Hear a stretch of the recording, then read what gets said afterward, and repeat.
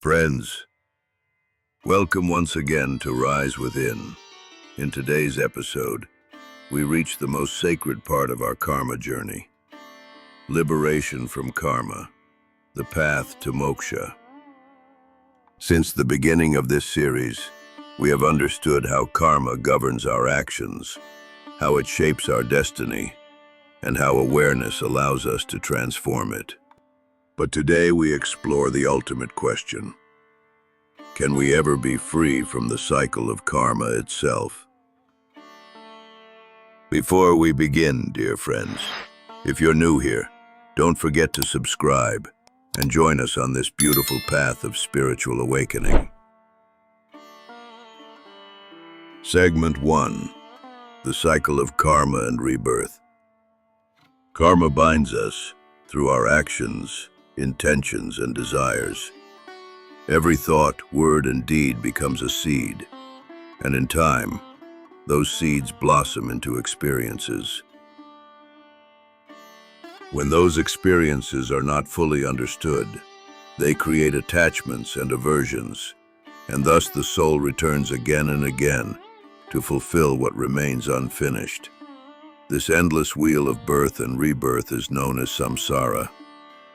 In the Bhagavad Gita, Lord Krishna says, "As a person sheds worn-out garments and puts on new ones, so does the soul cast off old bodies and take on new ones." Segment 2. What does liberation truly mean? Moksha is not an escape from life. It is freedom within life, a state where actions no longer bind the soul. When one acts selflessly, without attachment to results, karma transforms into seva, pure service. Such action does not create new bondage. The one who has realized this truth continues to live, act, and serve, but remains untouched, like a lotus leaf resting on water, in contact yet never wet. Friends, if this teaching resonates with you, take a moment to like this video and share it with someone walking their own path of awakening.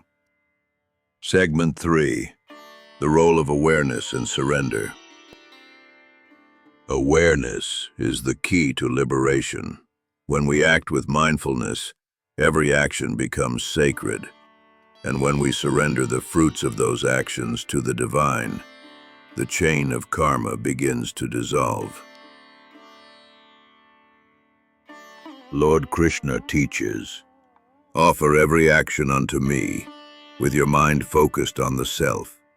Thus, freed from attachment, you shall attain peace." It is not the action that binds us, but the ego that claims ownership of it. When the I dissolves, the doer disappears, and what remains is only pure consciousness, beyond karma, beyond birth, beyond death. Segment 4. The Path to Moksha. The sacred Bhagavad Gita describes 4 main paths to liberation. 1. Karma Yoga, the path of selfless action. 2. Bhakti Yoga, the path of love and devotion. 3. Jnana Yoga, the path of wisdom and self-inquiry. 4. Dhyana Yoga, the path of meditation and inner silence. Each path leads to the same truth, the realization of our divine nature.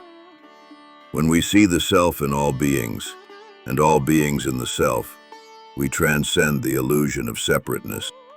That moment, dear friends, is moksha. Not a place, not a time, but a state of being. Segment 5. Living in liberation. A liberated soul still acts, still lives among others, but no longer reacts with attachment or fear. Joy and sorrow pass like clouds, but the inner sky remains clear and boundless. Such a person lives in the world, yet not of it, acting out of love, guided by compassion, and resting always in peace. Friends, The journey from karma to moksha is the journey from unconscious reaction to conscious realization. When every thought becomes pure, when every act becomes sacred, and when every breath carries surrender, then karma itself becomes grace. If this episode touched your heart, do like, share, and comment with your reflections below. And don't forget to subscribe to Rise Within for the final and concluding chapter of our Karma series. Until then, may your actions be light, your mind be still, and your soul rise within. Om Tat Sat.